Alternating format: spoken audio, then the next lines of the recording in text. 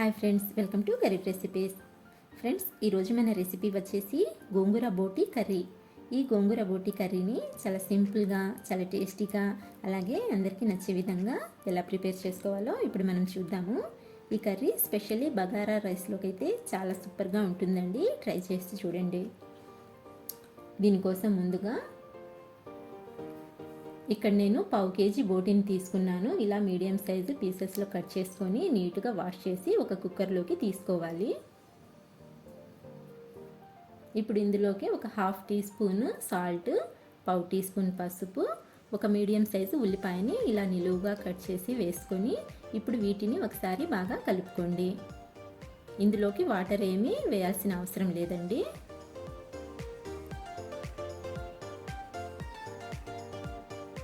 ఇలా కలుపుకున్నాక ఇప్పుడు మూత పెట్టేసి ఒక 5-6 విజిల్స్ వచ్చేంత వరకు మీడియం ఫ్లేమ్ మీద ఉడికించుకోండి. ఇప్పుడు ఈ కుక్కర్లోని ప్రెషర్ అంతా పోయాక మూత తీసి చూద్దాము. ఇక్కడ చూడండి, బోటి చక్కగా ఉడికిపోయింది. ఇప్పుడు దీన్ని పక్కన పెట్టుకొని స్టవ్ ఆన్ చేసి ప్యాన్ పెట్టుకొని ఇందులోకి 1 గ్లాసు వాటర్ని వేసుకోండి. ఇప్పుడు ఒక 2 కట్టల గోంగూరని తీసి నీట్గా కడిగి ఈ గోంగూరని వాటర్లో వేసుకోండి. ఇప్పుడు ఇందులోకి 2 మీడియం సైజు టమాటాలని ఇలా సన్నగా కట్ చేసుకొని యాడ్ చేసుకోండి. అలాగే ఒక చిన్న సైజు ఉల్లిపాయని కూడా ఇలా సన్నగా కట్ చేసి యాడ్ చేసుకోండి. ఆ తర్వాత ఒక 5-6 పచ్చిమిర్చిలని ఇలా నిలువుగా కట్ చేసుకొని వేసుకొని ఒక 1/2 టీ స్పూన్ పసుపుని కూడా యాడ్ చేసుకోండి. ఇప్పుడు వీటిని ఒకసారి ఇలా కలుపుకోండి. ఆ తర్వాత మూత పెట్టేసి ఒక 10 నిమిషాల పాటు మీడియం ఫ్లేమ్ మీద ఉడికించుకోండి. 10 నిమిషాల తర్వాత మూత తీసి చూద్దాము. గోంగూర చక్కగా ఉడికిపోయిందండి. మధ్య మధ్యలో కలుపుకుంటూ ఉండండి, అడుగంటకుండా. ఇలా గోంగూర మెత్తగా ఉడికిపోయిన తర్వాత ఇప్పుడు ఇందులోకి ఒక 1/2 టీ స్పూన్ సాల్ట్ని యాడ్ చేసి బాగా కలపండి. అలాగే ఈ గరిటెతోనే ఇలా ఈ గోంగూరని మ్యాష్ చేసుకోండి.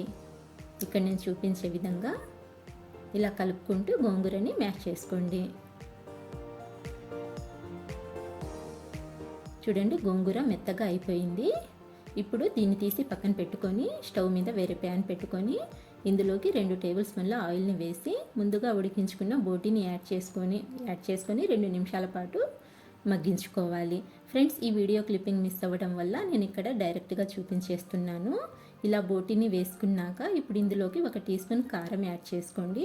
అలాగే 1/2 టీ స్పూన్ ధనియాల పొడి, 1 టీ స్పూన్ అల్లం వెల్లుల్లి పేస్ట్ని కూడా యాడ్ చేసి ఇప్పుడు ఇందులో 1 గ్లాసు వాటర్ని వేసి బాగా కలపండి.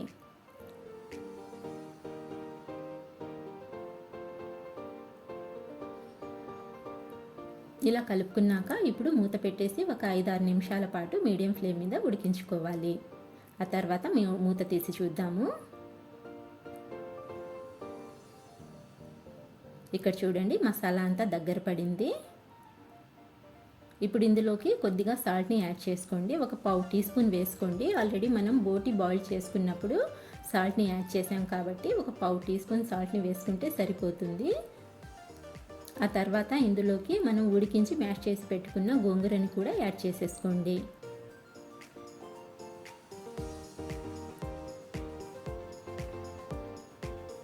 ఇలా ఈ గోంగూర అంతా యాడ్ చేసుకున్నాక ఇంకొకసారి బాగా కలుపుకోండి.